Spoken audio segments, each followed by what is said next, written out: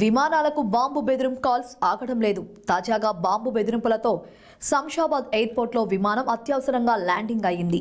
Shamshabad airport నుంచి Bangkok విమానం బయలుదేరింది. అయితే విమానం బయలుదేరిన కాసేపటికే ఓ కాల్ రావడంతో ఎమర్జెన్సీగా విమానాన్ని ల్యాండ్ చేశారు. విమానంలో బాంబు ఉందంటూ ఓ అజ్ఞాత వ్యక్తి ఫోన్ చేసి చెప్పడంతో వెంటనే విమానాన్ని తిరిగి శంషాబాద్ ఎయిర్పోర్ట్లో ఎమర్జెన్సీ ల్యాండింగ్ అయింది.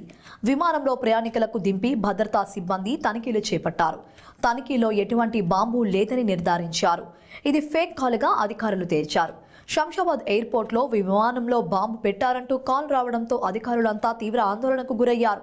హైదరాబాద్ నుంచి బ్యాంకాక్కు వెళ్తున్న విమానంలో బాంబు ఉందంటూ సిబ్బందికి సమాచారం రావడంతో వెంటనే అప్రమత్తమైన అధికారులు విమానాన్ని ఎయిర్పోర్ట్లో అత్యవసరంగా ల్యాండింగ్ చేశారు.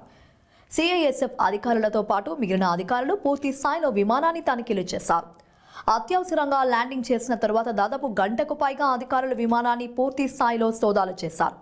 అయితే విమానంలో ఎలాంటి బాంబు లేదని, ఆ కాల్ ఫేక్ కాల్ అని అధికారులు గుర్తించారు.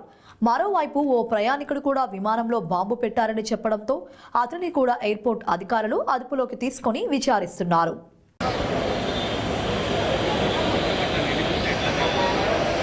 నేనే ఉంటాను అంత వ్యవస్థ